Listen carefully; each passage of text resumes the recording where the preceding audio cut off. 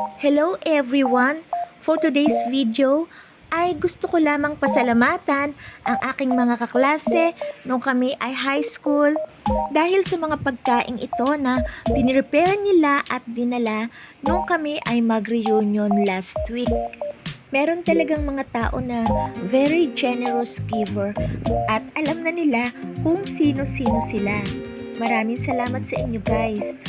And ganun din naman, maraming salamat sa iyo, June Velasco, sa napaka-yummy and crunchy lechon na dala mo.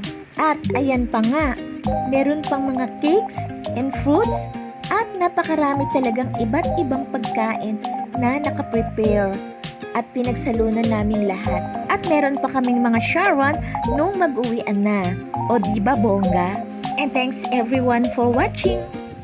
Please like, follow, and subscribe.